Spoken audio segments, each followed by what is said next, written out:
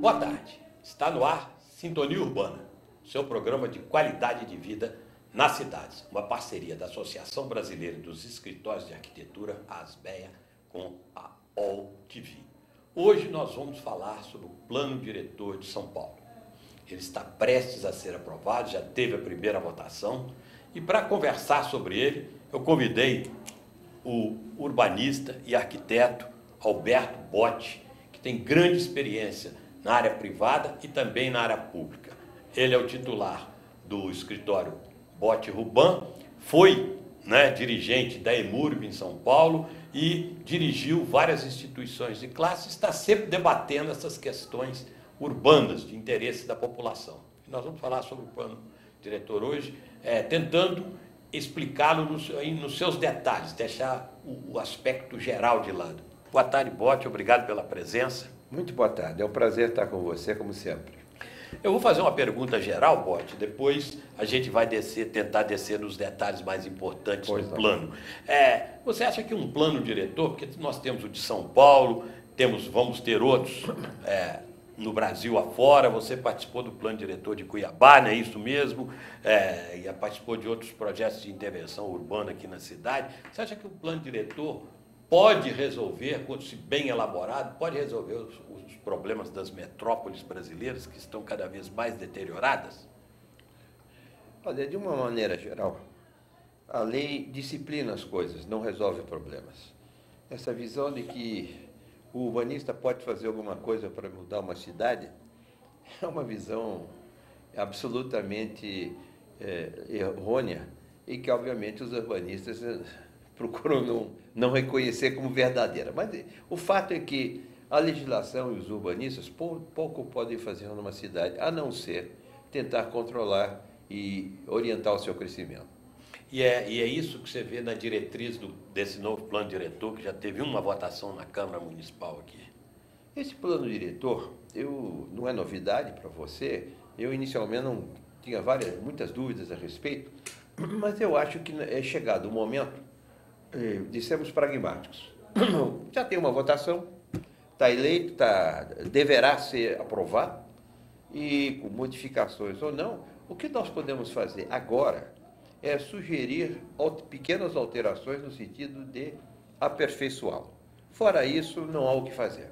Eu estou, portanto, favorável à sua aprovação o mais rápido possível, até porque nós estamos precisando de uma lei que nos oriente como fazer como profissionais de arquitetura. Então vamos a uma primeira questão do plano, e que é talvez a maior reivindicação da cidade hoje, é você melhorar e facilitar a mobilidade urbana. Quer dizer, a grande reivindicação do paulistano hoje. Neste aspecto, como é que você vê a projeção do plano? O problema de mobilidade urbana é um problema, o tamanho das vias de circulação contra o número de veículos. A não ser reduzindo o número de veículos de uma maneira artificial, eu não vejo solução a curto prazo para o problema, a não ser ampliando muito o transporte coletivo.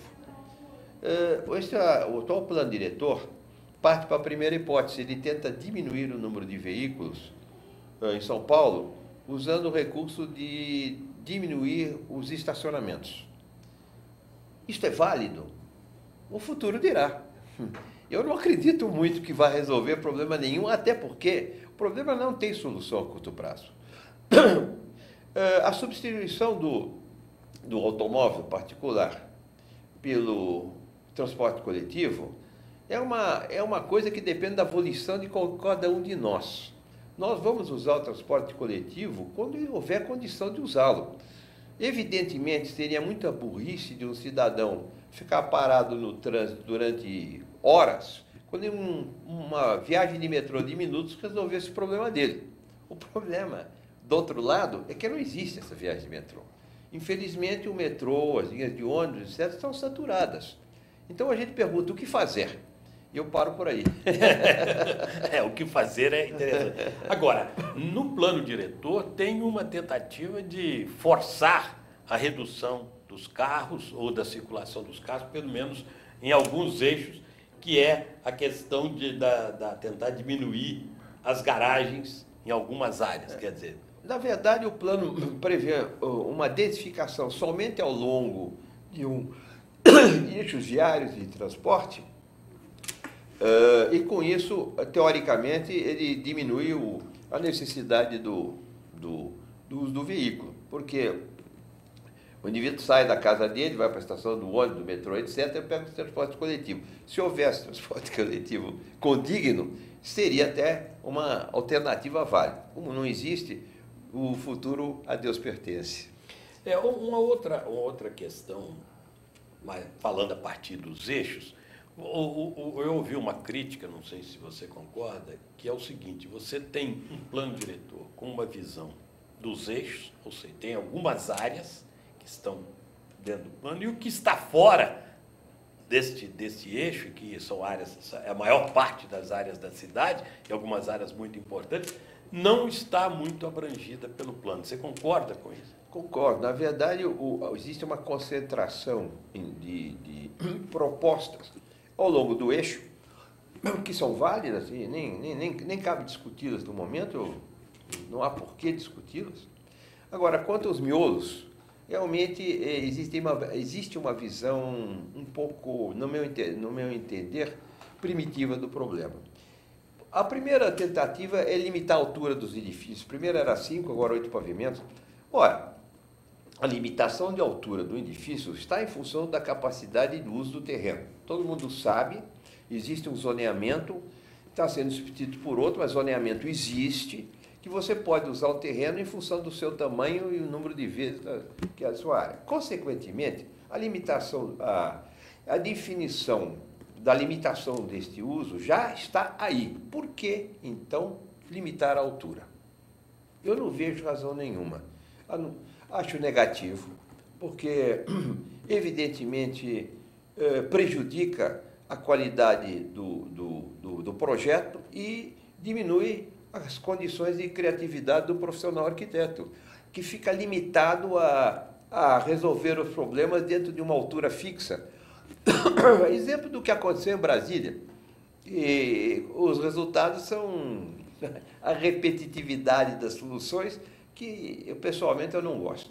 E no caso de Brasília, se eu até vivi lá há algum tempo, também houve o claro esgotamento desses espaços, não é isso? Então foram cidades satélites, agora criaram algumas áreas que não estavam no plano diretor, não é isso? Estão mudando lá para poder atender. A verticalização é uma condição absoluta nos grandes centros urbanos. Eu tenho isto como um fator básico. Temos que trabalhar essa verticalização onde e quando pudermos. Claro, o atual plano diretor dá preferência aos eixos, mas não deveria impedir a verticalização onde já existe a verticalização, onde é possível a verticalização. A limitação não é a altura, a limitação é a dimensão do terreno base. Qualquer coisa fora disso é bobagem, com devido respeito aos meus colegas que fizeram a proposta de lei. Se dependesse da minha opinião, eu simplesmente tirava esse parágrafo que fala de altura máxima dos edifícios e provavelmente o resultado seria o mesmo. Agora, o Botti, aliás, o prefeito, né, numa das declarações dele a respeito do plano diretor, disse que não quer ver novos Itaíns, nós entendemos como Itaim Bibi, em São Paulo, e entendeu-se também que é por causa exatamente da verticalização. Eu não vejo solução a médio e longo prazo sem verticalização. Mas eu respeito a opinião do seu prefeito, ele tem o direito as suas idiosincrasias particulares. Eu não tenho nada contra o Itaim Bibi, pelo contrário. Eu acho que é uma paisagem urbana muito agradável e a verticalização de alguns prédios caracteriza a cidade de São Paulo. Nós costumamos dizer, se você me permite, que Deus fez o Rio de Janeiro e nós paulistas fizemos a nossa cidade. Mas fizemos dentro do espírito de grandeza. A visão medíocre de limitar a altura, limitar aqui, limitar lá, não está de acordo com a grandeza de São Paulo. Me desculpe, senhor prefeito. Vamos debater um pouquinho mais esse ponto de vista? E aí, Botti, inclusive você lembrava há pouco tempo, seu amigo Jorge Wilhelm, recentemente falecido, seu companheiro, amigo e parceiro, que chegou a ser contra certa verticalização, né? E também aumentar a densidade dos locais. Depois ele chegou à conclusão de que era uma solução. O Jorge, além de ser um profissional, ter sido um profissional extremamente competente, do qual eu tive o prazer e a felicidade de ser amigo, ele era um homem que entendia e evoluía os seus pontos de vista ao longo do tempo em função de suas experiências. De fato, ele começou num primeiro momento com este ponto de vista, mas foi mudando, foi se adaptando à realidade e às condições. Infelizmente, o Jorge morreu. É uma perda muito grande para a arquitetura, para o urbanismo, em particular para o estado de São Paulo. Eu, pessoalmente, como amigo, tenho muitas saudades dele. Boate, agora, essa é uma questão como essa, limitação de altura, questão da limitação de garagens aumentou, se quiser mais, você vai ter que ter um custo. Isso pode vir a aumentar o custo da edificação? Eu vou dar só um exemplo. Você paga um condomínio num edifício de 8 andares e num edifício de 10 andares. O condomínio no edifício de 8 andares, provavelmente, por pavimento, é 1/8 do custo. E no 10 andares é 1/10. Ah, mas ele pode ter mais de uma unidade por andar, etc. Claro, mas de uma maneira geral, a verticalização permite uma divisão mais racional e pequenas diferenças de altura não aumentam nada. Um elevador para 8, 10, 12 andares custa exatamente a mesma coisa, tanto no custo inicial quanto na manutenção. Então, esse tipo de divisão de custo final não foi levado em consideração. Aliás, eu queria fazer uma pergunta. Por que 8? Antigamente era 5, agora é 8. Por que não 10? Por que não 12? Então, a arbitrariedade em urbanismo não leva a lugar nenhum. Isto, para mim, é uma condição absoluta. Outra questão que também está sendo debatida e criticada em alguns pontos é aquela questão que impõe ônus para projetos de mais de 20 mil metros quadrados. Como é que você está vendo isso? Eu acho isso extremamente negativo. O objetivo este ônus, teoricamente, seria traduzido em habitações de interesse social. O que pode produzir meia dúzia de habitações? O que resolve isso? Nada. Mas, por outro lado, há interesse a cidade haver habitações Claro, ela tem que haver para atender uma população e uma demanda que está aí patente, tá vendo? Sem teto e tudo mais. Mas nós temos que nos lembrar que o processo de vivência econômica de uma cidade como São Paulo é uma pirâmide. A base da pirâmide é aqueles que pagam muito pouco ou nada. E à medida que ela vai crescendo, são aqueles que pagam mais e mais, e que, de uma certa maneira, desse mixing é que resulta a cidade de São Paulo. Se nós aumentamos muito a base daqueles que não pagam, vamos sobrecarregar aqueles que pagam. E isto não é bom. Este equilíbrio socioeconômico deve ser mantido. Nós vimos agora, quando o prefeito ameaçou aumentar o imposto territorial urbano, a grita que houve, a grande grita não foi da faixa mais alta, foi da faixa mais baixa, porque ela percebeu, de repente, que ela sendo atingida diretamente, só resultaria em duas coisas. Primeiro, ou ele não podia pagar e tinha que vender o imóvel, e aí passava a ser um sem teto, e, consequentemente, passava para a faixa de baixo, que nós temos que manter, ou então as consequências seriam piores ainda. Existia uma certa lógica na visão do prefeito, existia uma certa lógica do munícipe. E o equilíbrio é que é importante ser mantido. Eu acho que nós não podemos aumentar indistintamente o número de habitações sociais sem permitir que o restante da pirâmide cresça também. Senão o ângulo da pirâmide vai mudando e chega a um ponto que ela não é mais uma pirâmide. Crescer aqueles que pagam para poder pagar por aqueles que não pagam é uma condição fundamental, porque alguém vai ter que pagar por isso. Aliás, quero me lembrar uma coisa. Eu tive uma oportunidade uma vez de conversar com o prefeito Faria Lima, presidente do Instituto de Arquitetos. Ele nos fez uma visita e falávamos sobre São Paulo, claro. E ele tem uma frase que para mim é antológica, que é absolutamente real. Ele diz: é muito caro morar em São Paulo. É caro morar em São Paulo. custa 2, 3 vezes mais que morar em Jundiaí, Botucatu ou qualquer... E assim por diante. É caro morar num grande centro urbano. E alguém tem que pagar isso. E você sabe que dinheiro não se inventa. Ou vem de impostos ou... Paro por aí. Tá certo. Nós chegamos então a uma questão, eu não me lembro, não sei, não tenho essa informação quando foi criada, a questão da outorga onerosa. O plano mantém. Essa outorga onerosa foi, digamos, uma evolução, não é isso? Quer dizer, as pessoas pagam para a possibilidade de construir mais num lugar e a prefeitura recebe um dinheiro para aplicar. Mas há muitas críticas que, durante esse tempo todo, o dinheiro da outorga onerosa acabou não beneficiando a região onde ele deveria ser beneficiado. Houve desvios, não desvios, digamos, de roubo, corrupção, desvios de finalidade. E o plano conserta esse defeito? Olha, eu pessoalmente nunca acreditei nesta proposta da finalidade ser local.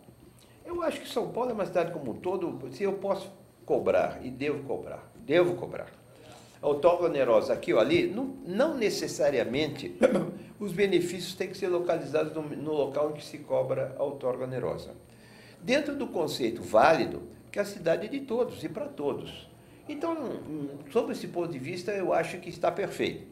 Não vejo por que essa preocupação, que de fato existiu, principalmente nos planos de ocupação maior, de dirigir especificamente para uma área o dinheiro advindo da outorga onerosa.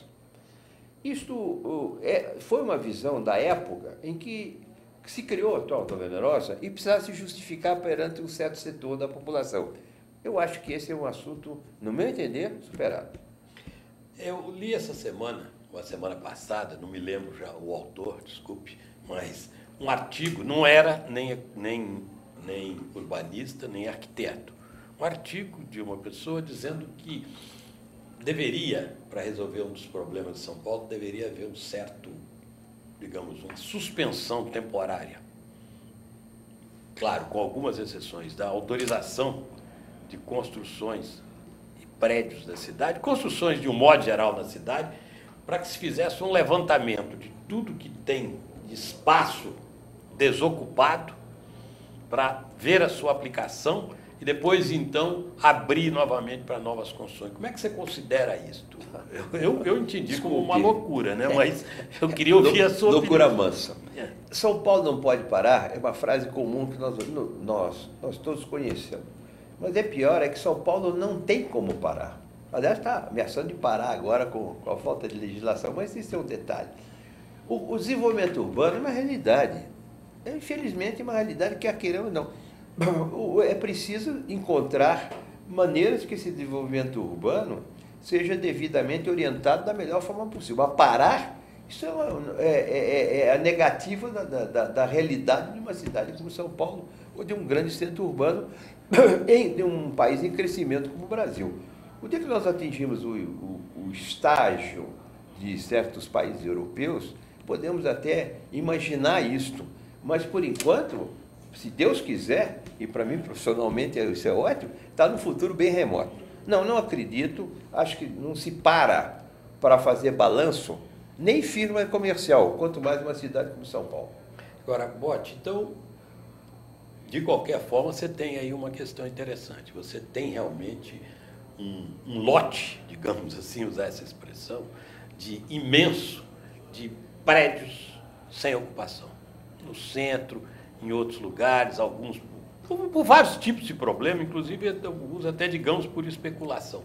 Como resolver isso? Porque, de qualquer forma, você vai no centro da cidade, você olha aqueles prédios quase que abandonados, se não abandonados, fechados, você tem todo um setor que já foi industrial e comercial forte, hoje mudou um pouco ali na Moca, naquela região, isso tudo está sem uso. O plano diretor não deveria ver isso, ou você acha que deveria ter uma política específica para isso? Sim, a resposta para você é sim duas vezes. Primeiramente, no plano diretor, certamente todos os empecilhos, como limitação, cobrança de maior de 20 mil metros quadrados, limitação de altura, tudo isso é negativo. Porque, evidentemente, você não vai substituir um prédio velho, caindo aos pedaços, por um novo que só pode usar metade da área. Eu fico com o velho e acabou-se. Então, nós temos que facilitar essa substituição. Isso, no primeiro momento, é absoluto. Quanto à ocupação, existe um problema muito simples. Nós precisamos criar uma nova visão de tombamento na cidade de São Paulo. Se você sabe que o tombamento, um prédio tombado, ele cria em torno de si um círculo com um raio de 200 ou 300 metros, me lembro exato, do qual praticamente envolve o tombamento de toda a área limite, toda a área do entorno. Se você pegar todos os prédios tombados no centro da cidade de São Paulo e começar a traçar esses círculos, não sobra nada. Está tudo, digamos, tombado. Está tudo tombado. Então, eu não sou contra o tombamento, é claro, seria uma burrice e me dizer isso, e vocês me dão, pelo menos, o respeito de não acreditar que eu vá propor isso. O que precisaria é uma reciclagem. Reciclagem é a palavra. No mundo inteiro, se recicla as tombadas. Isto é, se recupera uma área que não tem mais utilização hoje, através tecnologias, modernizações, sem prejuízo do tombamento e da manutenção do aspecto histórico, e recicla e permite que esse prédio recuperado passe a integrar a sociedade e o uso comum. Isto é fundamental. Então, agora sim, eu acho que devia haver uma legislação incentivando esse tipo de coisa. Porque até dando... Porque nós estamos visualizando ainda propostas que partem da famosa escolha entre sim e não. Meu Deus do céu, vamos parar com o não. São Paulo não precisa dizer o que não pode fazer só. Precisa dizer principalmente o que se pode e se deve fazer. Este é o aspecto que, no meu entender, pode ser amanhã, e não precisa do plano do diretor para isso, pode ser num segundo momento, a visão de uma prefeitura mais iluminada, pode ser atual, por que não, que veja esse problema e enfrente com realidade. Agora, enquanto ficarmos na temerosidade de frente aos órgãos de tombamento, sem esse diálogo necessário para encontrar a solução final, nós não vamos chegar a lugar nenhum. Agora, pode sem críticas ao Ministério Público, eu ouvi de alguém também que há um outro problema sério sobre, talvez, essa reciclagem que você fala. Ou seja, que a maioria desses prédios foi feita dentro de uma legislação. E hoje, adaptá-los exigiria algum tipo de autorização, porque, sabe, a porta talvez já não seja do mesmo tamanho, a escada do mesmo tamanho, e qualquer coisa dessa o Ministério Público barra. Certamente precisaria mais legislação especial. Não só para a porta, mas para o prédio como um todo. Como um todo. Aí você deu o exemplo da porta. Não tem jeito. Agora, para criar uma legislação especial, precisa ter coragem. Coragem e decisão. Está aí lançada o desafio aos políticos da cidade de São Paulo. Algum vereador. Vereadores e executivo, para que procurem essa solução. E realmente, é claro que a legislação geral vai ser ferida. Então, precisa criar uma forma, é preciso que se crie uma forma de as excepções serem feitas, porém, dentro de um critério. Porque não pode, evidentemente, transformar a exceção em regra. Tá certo. Agora, uma questão que já é mais do que debatida, e eu volto a ela, porque eu conheço bem a sua visão geral de urbanista, a questão do centro ou dos centros, né? Porque falar num centro de São Paulo hoje já não cabe muito, né? Mas dos centros, o centro velho, o centro novo, vários projetos de reurbanização foram lançados, tem o projeto da Cracolândia que anda e não desanda. O que você sugeriria, Botti, com a sua visão dessa questão, o conhecimento que você tem de fora do Brasil, de conhecimento de experiências no exterior? Eu não acredito muito em grandes processos de caráter internacional importados, e muito menos em soluções, magnas soluções que resolvam todos os problemas. Não existe. Nós devíamos começar do pequeno para o grande. Se nós conseguíssemos resolver e solucionar as dezenas ou centenas de edifícios que existem em São Paulo sem condições de uso, ou em condições precárias de uso, porque não podem ser reformados ou mudados ou pela legislação ou pelo tombamento, nós já teríamos resolvido metade do problema. Aí sim, podemos pensar em algumas grandes soluções aqui ou ali. Mas é preciso começar a enfrentar o problema de baixo. É preciso enfrentar o problema na dimensão que ele tem. E, evidentemente, isso é uma coisa que até hoje não foi feita. Você diria que, então, o grande passo hoje seria exatamente criar essa legislação? Sem dúvida. Paralela ao plano diretor. Sim. Eu acho que o plano diretor, hoje em dia, como ele está, com algumas alterações, como eu sugeri, hoje a você, dos 20 mil, da altura, etc., ele responde perfeitamente um momento da cidade de São Paulo. Obviamente, ele precisa ser, o processo é muito dinâmico, pode ser que ele vai responder para sempre, não, mas responde num momento. O que ele precisa é ser aperfeiçoado. O que precisa ser aperfeiçoado também são os aspectos extraplanos.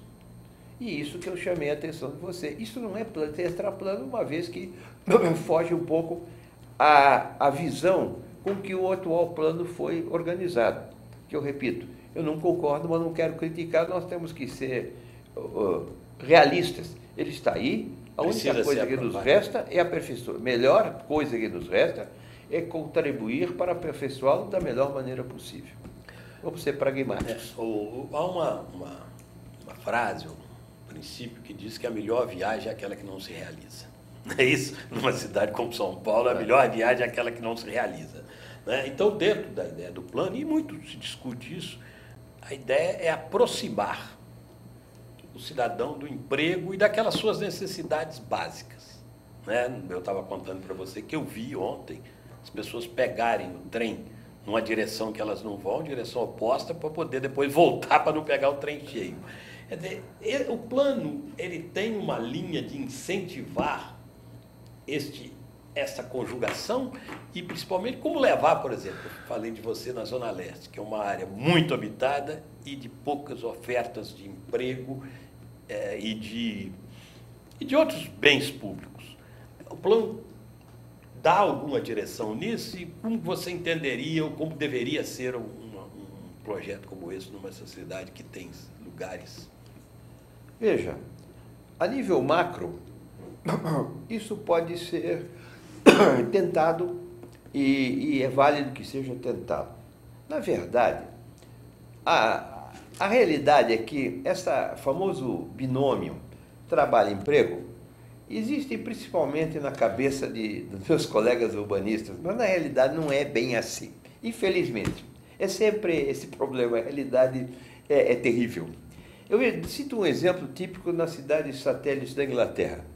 Elas foram criadas para serem cidades satélites e muitas delas foram balanceadas para ter, ao mesmo tempo, emprego e habitação. Milton Keynes é um exemplo. Inclusive lá tem a fábrica daquele o carro de corrida que ganhava tudo, está em Milton Keynes.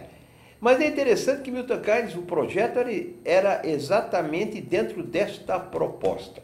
Passado 20 anos, o que se verificou? Pelo menos mais de metade das pessoas que moravam em Milton Keynes não mais trabalhavam lá. Trabalhavam em outro lugar. E, por outro lado, grande parte dos empregados, das empresas que estavam situadas em Milton Keynes não moravam em Milton Keynes, estavam em outros lugares. O que se demonstra? Em primeiro lugar, você não pode definir a mobilidade urbana. Eu tenho o direito de não querer morar nesta casa e morar em outro lugar. Esta visão radical, um pouco esquerdizante que existe entre os urbanistas, que você pode criar o binômio emprego, habitação-emprego, é uma visão que não é real. Eu acho que Milton Keynes é um exemplo típico do que se tentou e não se conseguiu. Claro está que você tendo grandes áreas como Parelheiros, etc., que você pode procurar desenvolver emprego no local, na escala macro é válido, mas não esperar que isso resolva problemas urbanísticos da cidade de São Paulo é uma utopia. E eu de utopia, com franqueza, cheguei numa idade que eu não gosto mais de utopias. Tá certo, mano. Pode outra questão que eu vi interessante no plano, E que na primeira leitura não chamou atenção, começou a chamar atenção agora, e mesmo assim não chamou atenção muito, é a ideia de desenvolver, incentivar, porque existe, mas não é conhecido, uma área rural dentro da cidade. Bom, São Paulo tem uma área rural extensa. E essa área rural, ela tem inclusive fornecimento de algumas especialidades na área de verduras, etc., eu tinha, que eram notáveis. A área rural, ela funciona mais como uma barreira de protecionismo para uma série de terras de uso. Por exemplo, o que fazer na área de proteção ambiental em torno dos mananciais? O uso agrícola devidamente controlado é uma solução. Por que devidamente controlado? Porque se você começar a jogar adubo lá loucamente, atinge o lençol freático e não adianta nada, vai contaminar o manancial. Mas é uma alternativa. O próprio uso habitacional e urbanização também controlada resolvem. Eu acho que o balanceamento dessas coisas não é uma função do urbanista. Não é. É uma função da demanda. E a demanda está aí. Se existir demanda, muito bem. Se não existir, ela não pode ser inventada. Você falou uma questão que não está muito ligada ao plano diretor, mas que, de uma forma ou outra, dá, é a proteção dos mananciais. Que estão ameaçadíssimos. E mais uma informação que a gente tem sobre que o solo de São Paulo, o subsolo, está bem deteriorado também. Contaminado. É verdade. A lei de proteção dos mananciais, a legislação a respeito, ela é antiga. Vem do tempo do Roberto Sequeira César, outro grande urbanista, amigo meu, que eu tenho saudosa memória. Quando ele esteve nos órgãos públicos estaduais, ele foi um dos primeiros a desenvolver e lançar a ideia da lei de proteção ambiental dos mananciais. O que houve de lá para cá é que não houve uma atitude dos governos de preservação no sentido de não impedir o uso, mas contingenciar o uso. Impedir o uso não existe. Você me conhece minha maneira de pensar. Dizer não resolve nada. Você tem que dizer sim, mas como você pode fazê-lo. E, infelizmente, isso não aconteceu. Foi dito não pode fazer. E a coisa se faz à revelia da lei. E é o que está acontecendo, o que vem acontecendo e o que acontece agora. Não é, diga-se de passagem, não é um fenômeno que começou ontem, já vem de dezenas de anos, há muito tempo. Talvez chegou o momento de governo estadual e governo municipal repensarem o processo. Porque, evidentemente, como está, não está funcionando. Mas isso é uma outra história que fica para outra conversa. Voltando ao plano diretor, questões bem objetivas e bem práticas, que eu tinha anotado aqui para a gente falar, depois a gente vai saindo, é até perigoso, né? A conversa que a gente tem. Essa ideia de incentivar a chamada fachada ativa nos prédios. Não é fachada ativa, é que embaixo tem outras coisas, comércio e etc. Eu conheço a proposta. Olha, eu pessoalmente tenho uma visão muito realista das coisas. Eu acredito que se você fizer... A fachada ativa consiste em você desenvolver uma unidade comercial, lojas, no térreo dos prédios, dentro de processo de incentivo. Então, eu posso fazer a loja, não pago isso, não pago aquilo, então eu faço a loja, faço o comércio, uma ou duas lojas. O problema é que existe uma lei mais antiga, chamada Lei da Oferta e da Procura. E até hoje, por mais que certos grupos políticos tenham tentado revogá-la, não conseguiram. E a Lei da Oferta e da Procura é absoluto. O que acontece se eu fizer um prédio com 10 lojas num lugar que tem demanda? Fantástico, as 10 lojas estão ocupadas em uma semana. E se eu fizer o mesmo prédio no lugar que a demanda não existe? Aí é um problema. Aí, de fato, é um problema. Porque aquilo vai virar um reduto de maconheiro, coisa que valha, certamente. Até porque todo mundo que está nos vendo agora, conhece bem os problemas de segurança da cidade de São Paulo, que cada vez são piores. E não por um problema de culpa de alguém, mas por um desenvolvimento cultural e social que atinge o mundo inteiro. Então, eu acho que a fachada ativa é outro dos mitos. Eu não, repito a você, eu não acredito. Mas, enfim, tá aí, vamos ver o que vai acontecer. Pago para ver. Outro incentivo que se quer criar também é com o chamado imóveis ou edificações de uso misto. Cita-se o exemplo do Conjunto Nacional, né?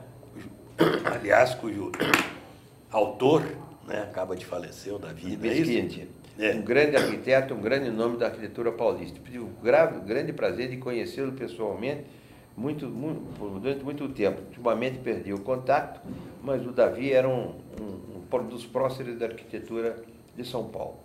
Não, eu acho que o conjunto misto este sim, é uma proposta extremamente positiva. Isso já devia ter acontecido há muito tempo. O desenvolvimento de uma cidade como São Paulo exigia a utilização de usos múltiplos numa área, dependendo, é claro, da área.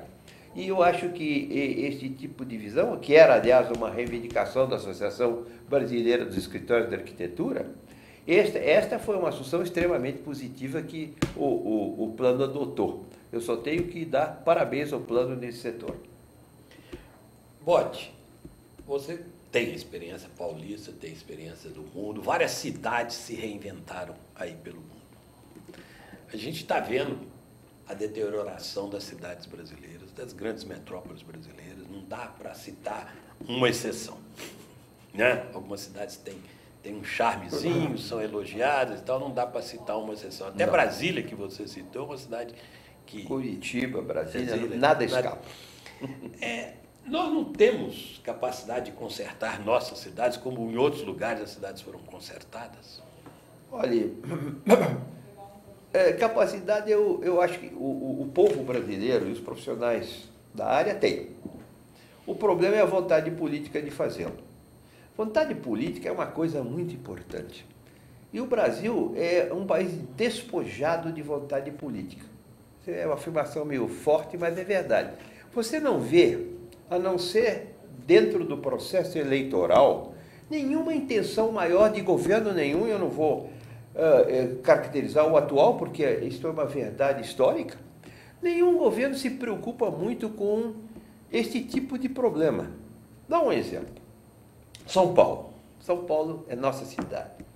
Qual é o futuro da cidade de São Paulo? Evidentemente, a indústria está desaparecendo, não tem jeito, não há como recuperá-la.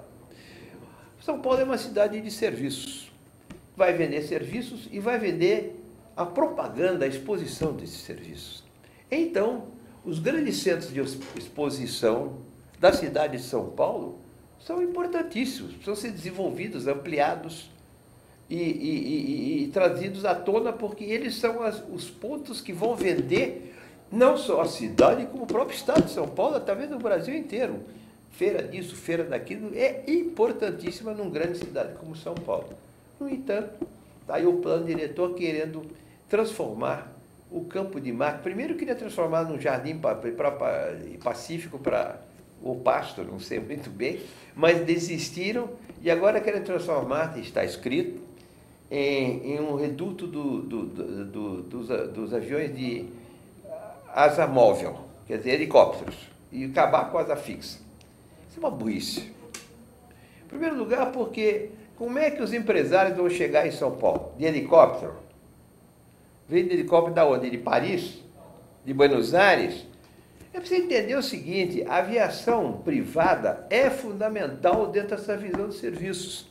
E a aviação privada e a aviação da asa móvel se completam, mas não se substituem. Então, dizer num plano diretor da cidade de São Paulo que a aviação do Brasil, da cidade de São Paulo deve ser assim ou assado, é no mínimo uma asneira. Me desculpem aqueles que formularam esta proposta. Aliás, eu preciso me desculpar mesmo, porque eu gosto muito deles, tenho um profundo respeito por eles, e isso, na minha opinião, foi uma escorregadela. E escorregadela a gente não critica, mas aponta, e precisa ser apontado. É uma bobagem. Eu acho que é importantíssimo entender que não só o Campo de Marte, mas outros pontos de aviação privada são desenvolvidos em São Paulo. Aliás, não só privada, Utilizados, por que não utilizar o Campo de Marte, por exemplo, Pontes Rio-São Paulo? Isso é uma questão de adaptação.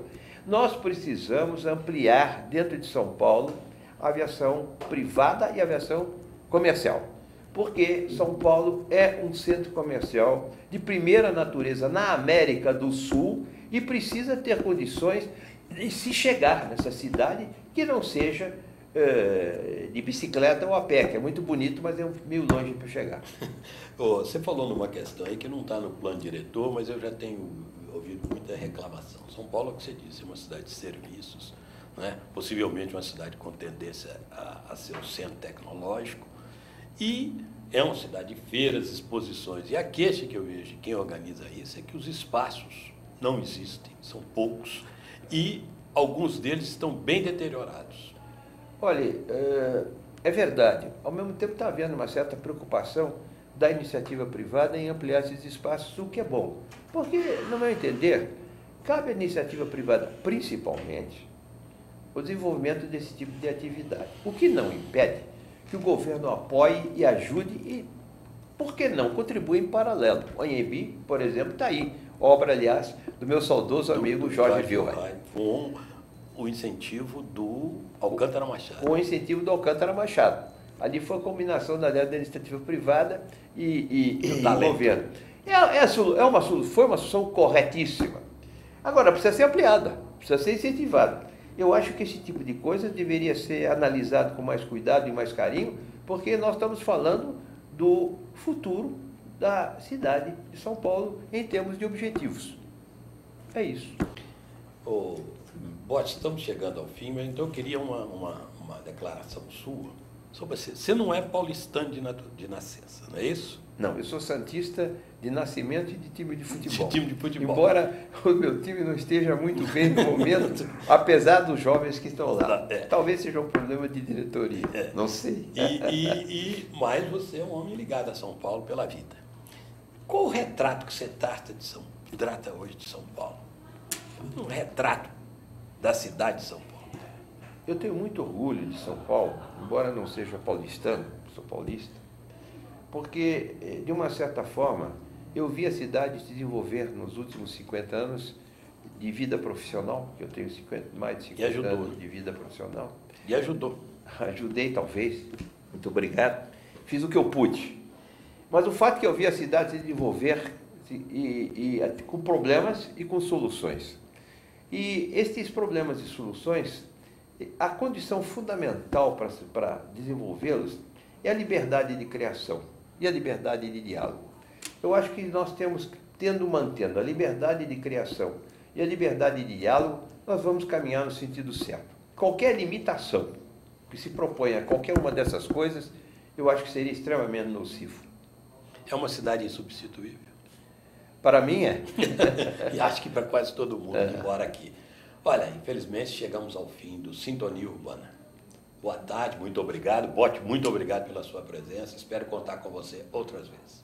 Muito obrigado. Eu espero poder voltar aqui quantas vezes que você me chamar. Eu tenho muito prazer em conversar com você frente às câmeras para poder jogar um pouco para frente algumas ideias que a idade me proporcionou. Muito obrigado e boa tarde. Boa tarde.